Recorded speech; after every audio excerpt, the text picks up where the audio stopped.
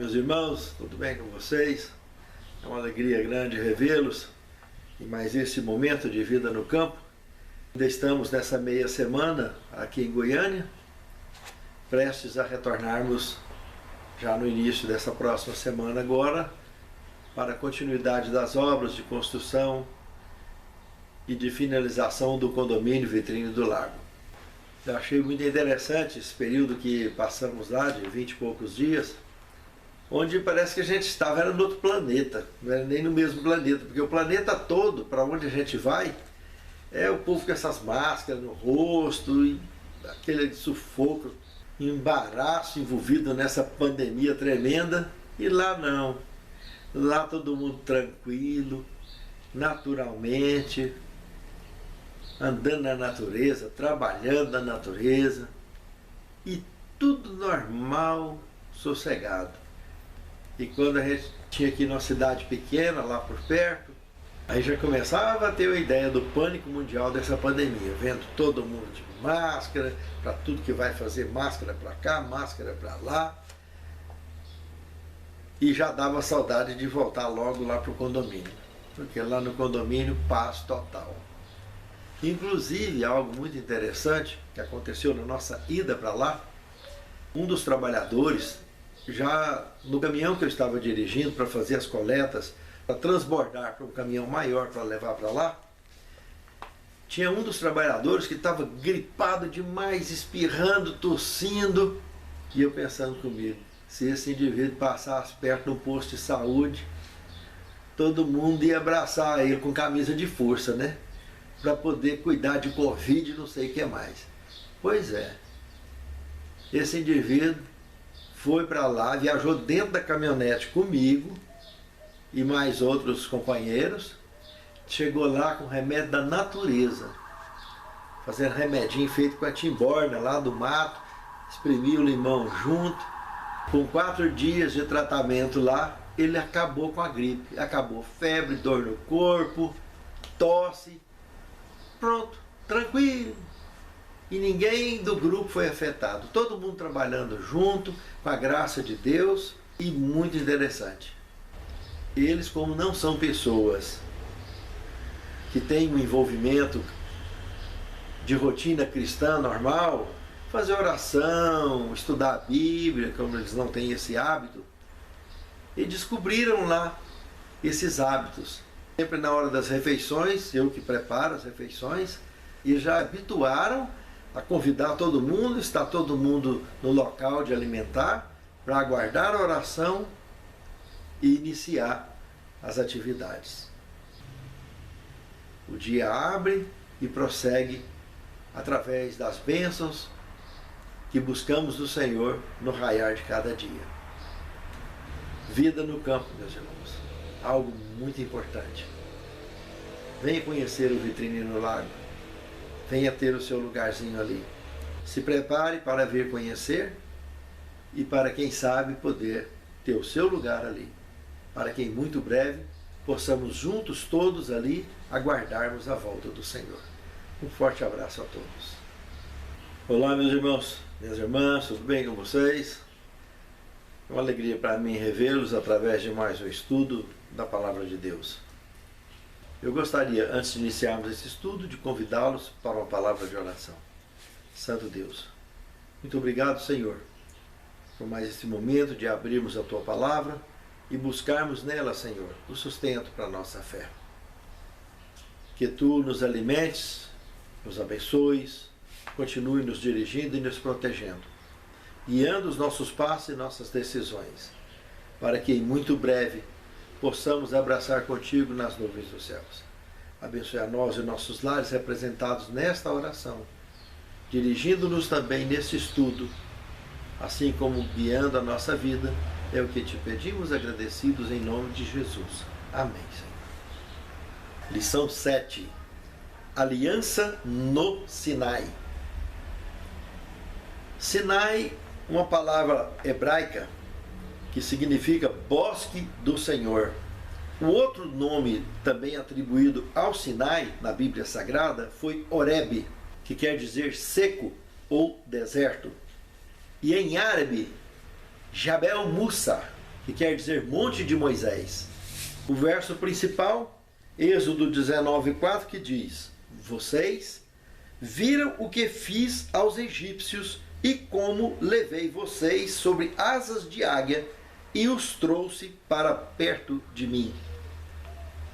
Coluna dorsal do tema dessa semana, o qual estaremos analisando passo a passo. Só uma curiosidade, já na abertura desse tema, se observarmos Êxodo capítulo 3, do verso 1 ao 12, observa que Moisés estava ali em Midian, apacentando no deserto, na região do deserto, o rebanho de Jetro, seu sogro. E ali no local, nas proximidades de Midian, ele percebeu uma sarça ardente em cima do monte e se dirigiu até lá. O que eu estou dizendo, irmãos? Normalmente a gente abre as Bíblias, lá no finalzinho, que tem aqueles mapas desenhados, aparece lá um Sinai no sul do Egito, na região egípcia. Sinai esse que não é o Sinai bíblico, mas é um Sinai da época da Idade Média, que a Igreja Católica foi lá e montou o mosteiro de Santa Catarina, batizando esse monte então de Sinai e criando um turismo tremendo para aquele lado, e que jamais tenha sido por ali que iniciou a operação do Êxodo, porque Deus ia tirar o povo do Egito para o próprio Egito? Não, através do próprio texto bíblico aqui de Êxodo 19:4 que nós vimos, Deus tirou eles do Egito, tirou eles da região egípcia e passou eles para o domínio árabe, lá do outro lado. Tem dois golfos lá, o Golfo de Suez e o Golfo de Acaba. Golfo de Suez na região egípcia, Golfo de Acaba, ali sim, saindo da jurisdição egípcia, entrando na jurisdição árabe. Bem na praia de Nuveiba, que é o único lugar nesses dois golfos que tem características com comprovação, inclusive arqueológica e geográfica apropriada para o que a Bíblia relata sobre um êxodo e a travessia famosa do Mar Vermelho. Foi no Golfo de Acaba e não no Golfo de Suez. Para confirmar mais ainda o que eu estou acabando de dizer, no Êxodo capítulo 3, que eu comentei, do verso 1 ao 12, lá no verso 12, Deus está falando para Moisés: você vai trazer o povo, o meu povo, para cá, para esse lugar, para me adorar aqui nesse monte. E para acabar de fechar mais ainda, Gálatas capítulo 4, verso 25, Paulo chama o Sinai da Arábia Saudita. Vai lá e observa na Bíblia Sagrada, não foi eu que escrevi, viu? Foi o apóstolo Paulo. E aqui foi Moisés, no Êxodo, com relação ao Êxodo. Então tá aí. Nós não precisamos de ter nenhum tipo de argumento além desses que tem na Bíblia, para ter a certeza que esses mapinhas lá do final da Bíblia, relativo à travessia do Mar Vermelho, está errado. O correto é essa informação aqui apresentada, que eles não atravessaram no Golfo de Suez, no primeiro golfo, mas no segundo golfo, que é o Golfo de Acaba, exatamente através da praia de Nuveiba, na região, na jurisdição egípcia, para a região árabe do outro lado do Golfo.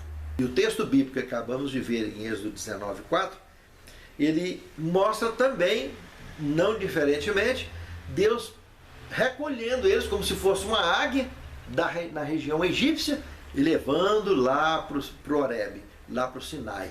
Por sinal, um monte bem alto, né? Lá onde Moisés viu a sarça ardente, viu o próprio Deus.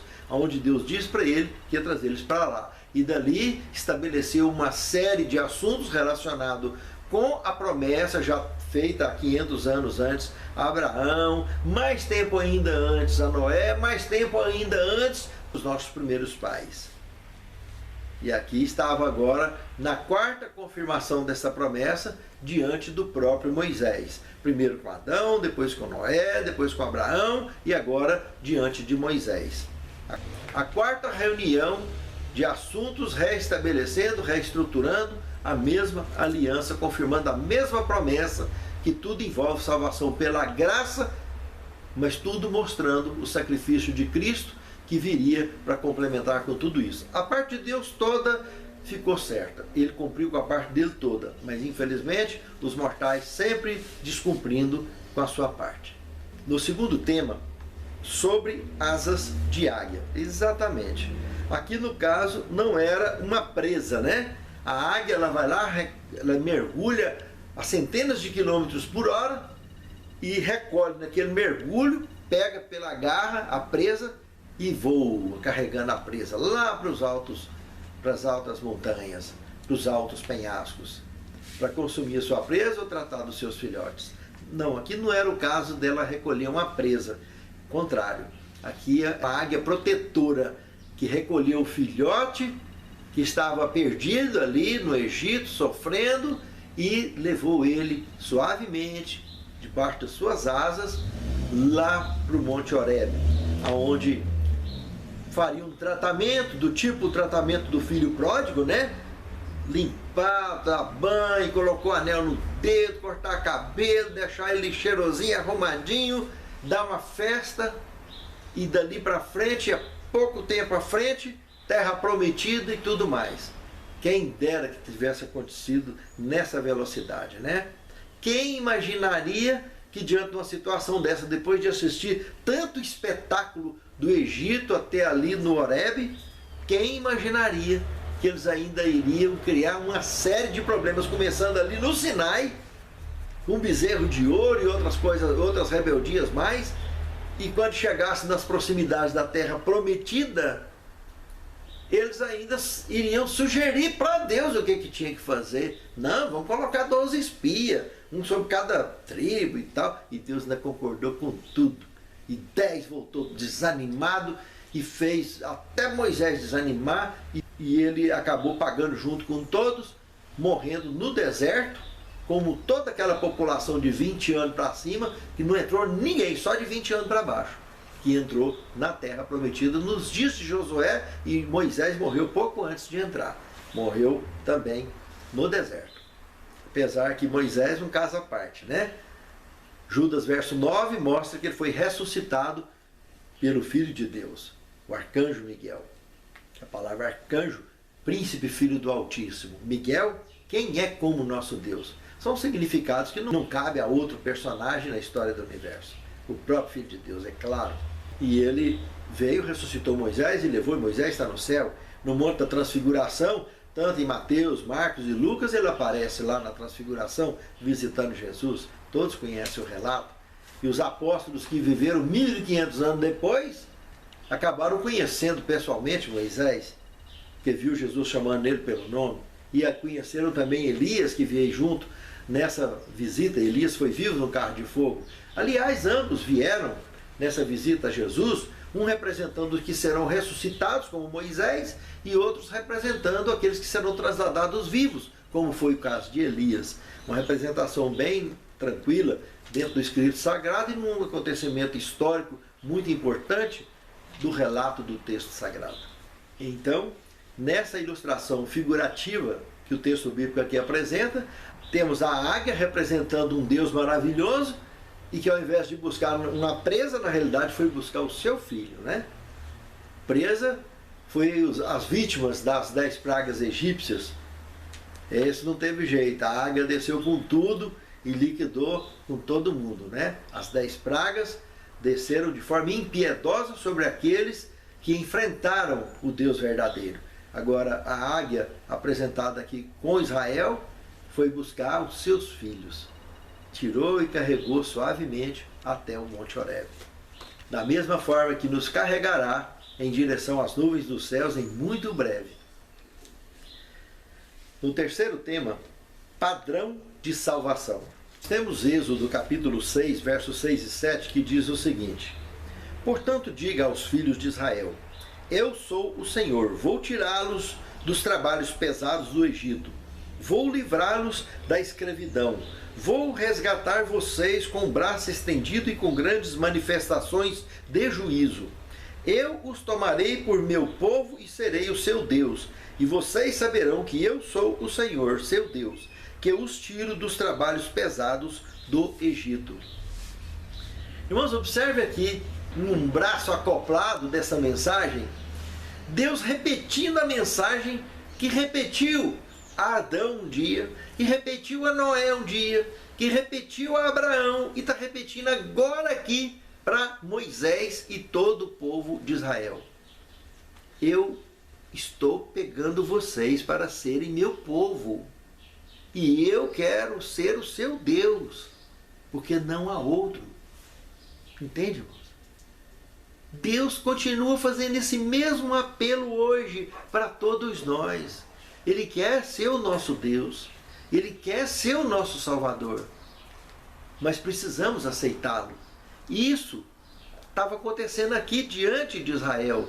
Ele estava apresentando um padrão de salvação para esse povo e continua apresentando hoje em dia da mesma maneira. E quando ele trata aqui de juízos que cairiam sobre o Egito, quem imaginaria que tantos juízos também cairiam na congregação de Israel por causa de rebeldia e apostasia deles, irmãos? E hoje em dia mudou alguma coisa?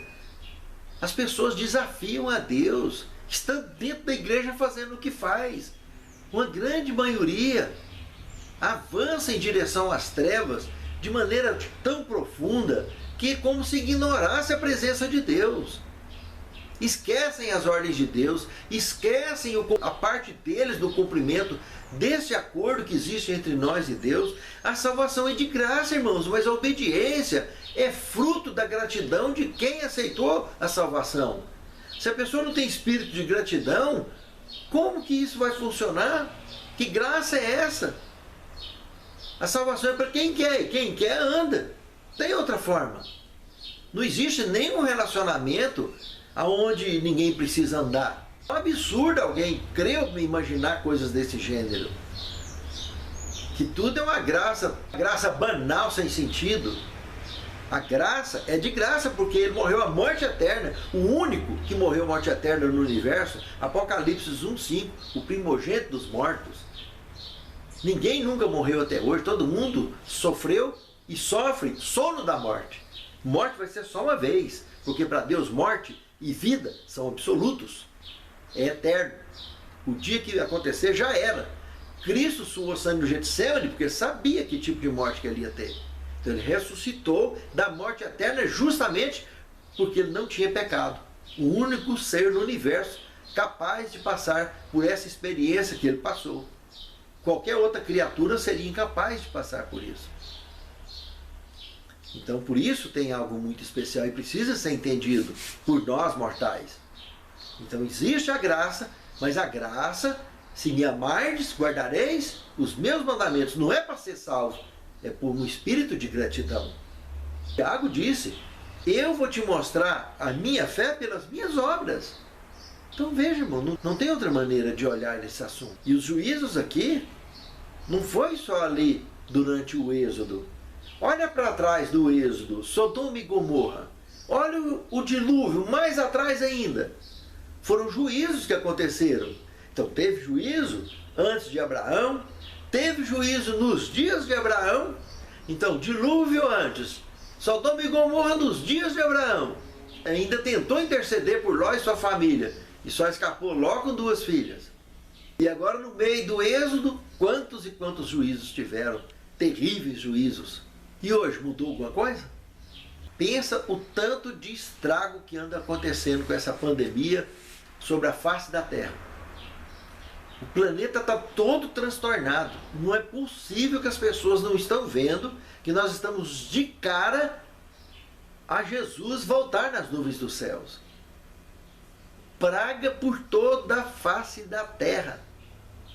Jesus falou: quando vocês observarem essas coisas acontecerem, olha para cima, que a vossa redenção está próxima. E tem gente que não consegue ver nem conectar uma coisa a outra. Está deixando tudo para a última hora. Para a hora que tiver que fazer alguma coisa, o chão sumiu debaixo dos pés.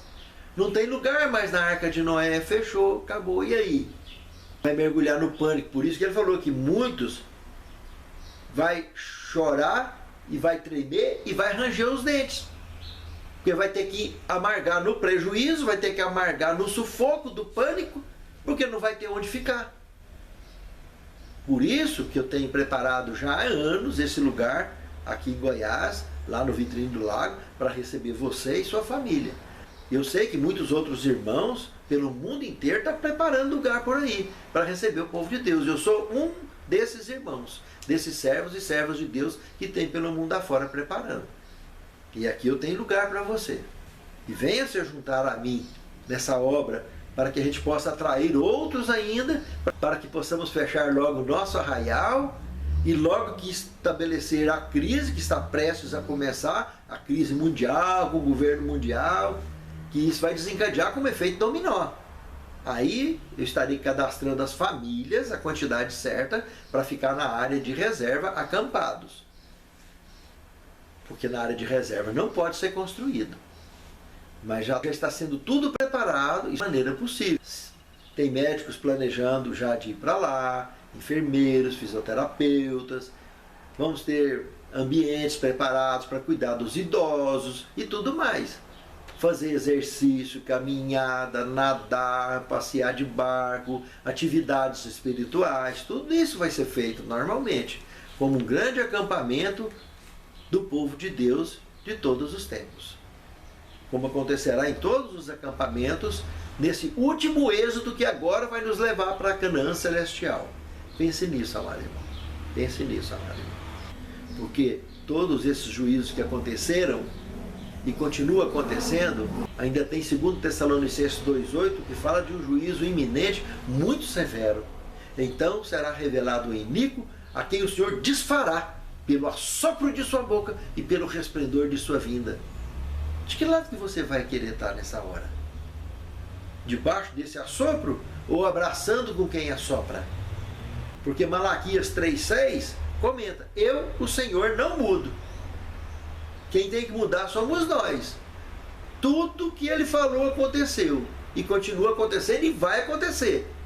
E você? Está disposto a mudar? O Senhor não muda, mas nós temos a obrigação de mudar. Mudar a nossa mente. Se não mudar a nossa mente, o nosso corpo também não acompanha, não. Aí a coisa acontece, e aí? O que você fez? Você está preparado? Pense nisso, é muito sério.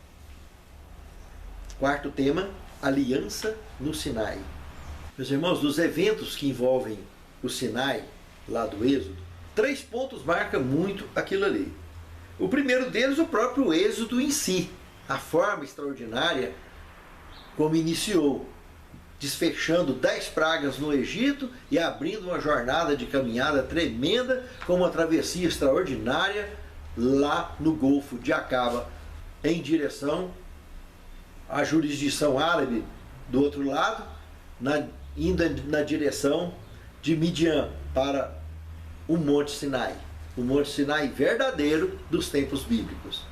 E não o Mosteiro de Santa Catarina, que muitos acreditam cegamente que foi ali que aconteceu. E, biblicamente tem nada a ver.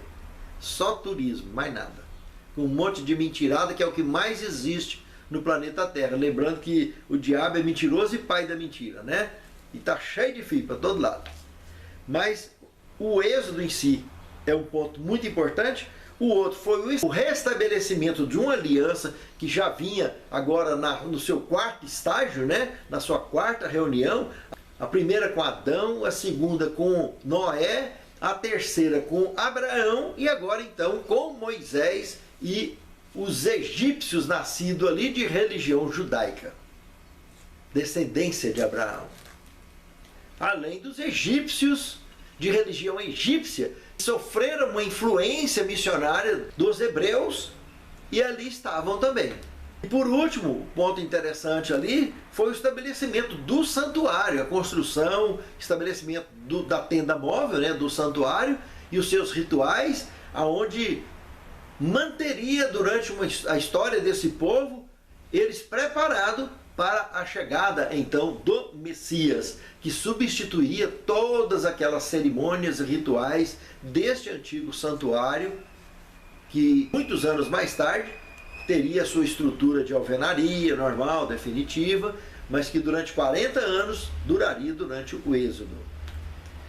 E vários eventos se seguiram a isso, dentre eles a chegada e o acampamento de Israel ali então no Sinai, como o Êxodo 19, verso 1 e 2 apresenta, a proposta de Deus de uma aliança com Israel, ainda no verso 3 ao 6, a resposta de Israel ao aceitar a aliança, lá no verso 7 e 8 do capítulo 19, preparativos para o recebimento formal da aliança, do verso 9 ao verso 25, a proclamação dos 10 mandamentos, no capítulo 20, verso 1 ao 17, Moisés como mediador dessa aliança, do verso 18 ao 21 do capítulo 20, princípios da aliança explicitados, como no verso 22 ao capítulo 23 e o verso 22, como a confirmação da aliança, capítulo 24, de 1 a 18. Toda essa aliança desempenha uma função vital no plano da salvação, que era a quarta aliança, então, na Bíblia, como comentamos já anteriormente. Adão, Noé, Abraão e agora Moisés e o Israel libertos da escravidão egípcia. E como estudamos em temas anteriores, por que Israel? Por que Deus estava insistindo tanto com um povo tão rebelde? Mas no meio desse povo rebelde, tinha pessoas como eu e você, dispostos a servir a Deus em espírito e em verdade. Pessoas focadas. Essa genética, essa disposição, traria uma família que pudesse receber o Messias, como foi José e Maria. Essa genética traria pessoas como os apóstolos que abraçaram essa missão, a missão do ID. E continua trazendo pessoas como eu e você, nesse Israel que tem hoje, espiritual, no mundo inteiro, descendência pela fé de Abraão. Pessoas que escutaram a missão do ID, que ouvem elas bem claro no íntimo da alma e não abrem mão de cumprir com essa missão. O foco nunca mudou. Desde a antiguidade, dos dias de Adão até hoje, o foco é a missão do ID, preparando pessoas para mudar de vida, deixar as trevas e buscar a luz. Quinto tema, Deus e Israel.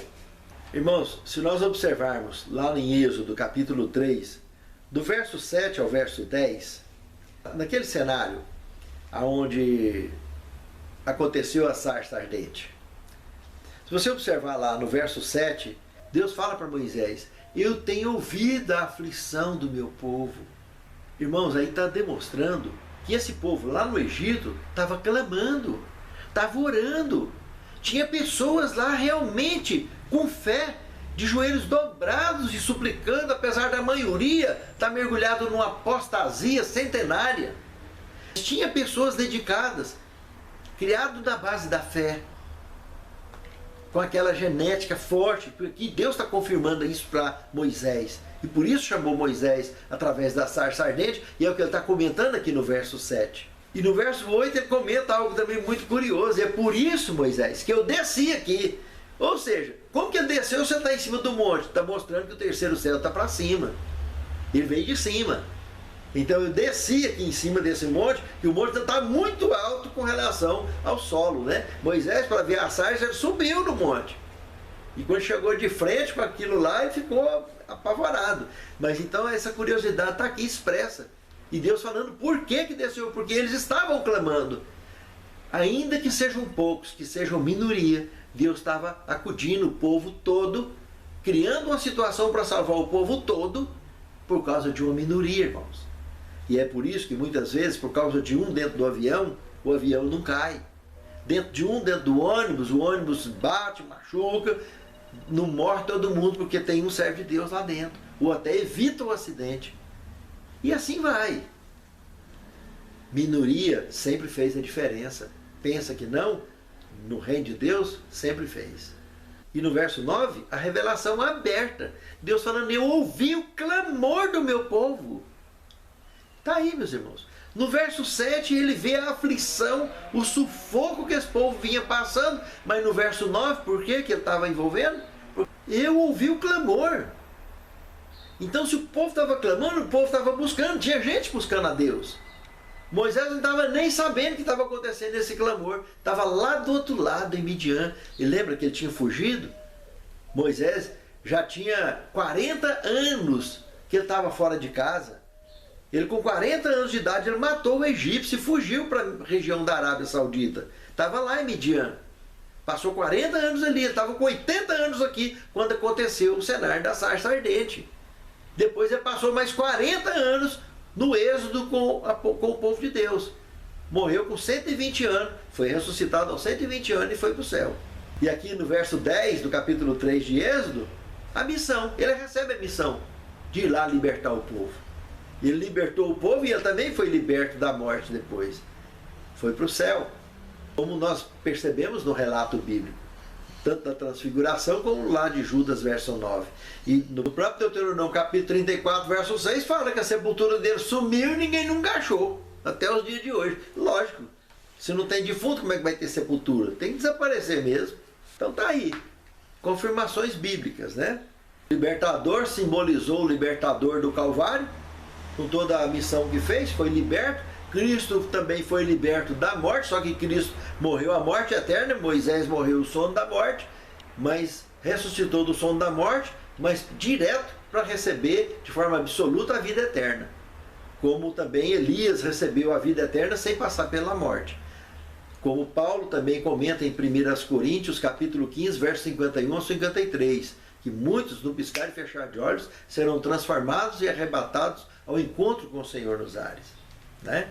1 Tessalonicenses 4, 16 a 18 também comenta sobre esse mesmo assunto, que de maneira nenhuma nós vamos preceder os que dormem vão na frente e nós vamos logo atrás ao encontro com o Senhor nos ares. Assim que a trombeta do arcanjo tocar, que é a trombeta do Filho de Deus. E ele é o único arcanjo do universo, que arcanjo quer dizer príncipe, filho do Altíssimo. Só tem um arcanjo, não tem mais que um.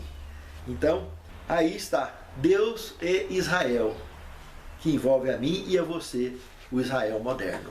No sexto tema, promessas. Promessas. Êxodo 19, verso 8. Irmãos, Romanos capítulo 9, verso 31 ao 32, olha o que comenta lá. A salvação sempre foi pela graça, através da fé, e Israel falhou justamente por achar que era pelas obras. Aqui está criticando exatamente isso. Romanos, inclusive, capítulo 10, verso 3, diz que Israel ignorou a justiça de Deus, tentando estabelecer a sua própria justiça, ou seja, salvação pelas obras, que contaminou, né? Todo mundo cristão tem essa contaminação de achar que dar dízimo para a igreja, dar oferta, está comprando salvação, ou fazer trabalho missionário, ou fazer isso, ou fazer aquilo, ou deixar de fazer isso, ou deixar de fazer aquilo, como se tivesse mérito de alguém para receber a salvação. O mérito nosso é um só, Cristo. Cristo morreu para pagar o meu preço e o seu preço. Nós não merecemos a salvação é de graça, que nós não merecemos. Ele de graça completa o que falta para completar, para que nós alcancemos corações sábios, justos e de fato salvos. Mas é de graça, porque nós não merecemos. Israel falhou exatamente por tentar fazer justiça com as próprias mãos, por entender que a salvação de graça era pelas obras. Entendeu tudo errado e por isso falhou, é que Paulo está comentando aqui. E lá em Hebreus capítulo 4, verso 1 e 2, não entraram no descanso de Deus, porque falharam em não unir a fé no propósito da aliança. É o entender que Paulo transmite neste texto de Hebreus capítulo 4, verso 1 e 2. As promessas foram feitas, da parte de Deus nunca faltou, mas promessas e promessas do nosso lado, sempre confundindo, sempre falhando, porque no fundo, querem ajudar a Deus, dar uma ajudinha para Deus, né? E não precisa disso, não tem o menor fundamento. Nós é que seremos ajudados, a salvação é de graça. Então, o lado do acordo que cabe a nós é apenas ser grato. E se me amardes, guardareis os meus mandamentos. Isso é espírito de gratidão. Fazemos as obras por sermos gratos à salvação de graça que Ele nos deu. E não virar as costas. E não ter nenhum espírito de gratidão à salvação que Ele nos deu de graça. E pagou um preço que ninguém podia pagar. Fruto do amor incompreensível do nosso Deus por mim e por você. Pense nisso, amado irmão. Pense nisso, amado irmão. Sétimo tema, a graça sobre Abraão, o pai da fé. Não se esqueça. Ele recebeu a mensagem da graça. Ele entendeu a mensagem da graça. Ele exultou o dia de Cristo. Lembra do Evangelho de João, capítulo 8, verso 56? Abraão exultou por ver o meu dia e viu-o e alegrou-se. Abraão entendeu a salvação pela graça. Entendeu essa mensagem. Cristo confirma isso aqui, neste texto que eu acabei de citar. E nós temos aqui também alguns trechos interessantes. O espírito de escravidão é gerado por se procurar viver de acordo com a religião legal, pelo esforço de cumprir as reivindicações da lei em nossa própria força. Há esperança para nós apenas ao nos colocarmos sob a aliança abraâmica, que é a aliança da graça pela fé em Cristo Jesus. Trecho interessante do comentário bíblico, né? Abraão entendeu a mensagem da salvação pela graça através da fé. Foi chamado de pai da fé. E eu e você? Aonde está a nossa fé e a nossa compreensão dessa graça? Santo Deus, prepare-nos para o teu reino, Senhor. Santifica-nos na tua palavra, porque a tua palavra é a verdade. E capacita-nos, Senhor, para que tenhamos condição de cumprir com a missão que tu tem confiado a cada um de nós. Prepare-nos para o teu reino. Reúna-nos como teu povo, como teus escolhidos, e que em muito breve possamos nos abraçar nas nuvens dos céus.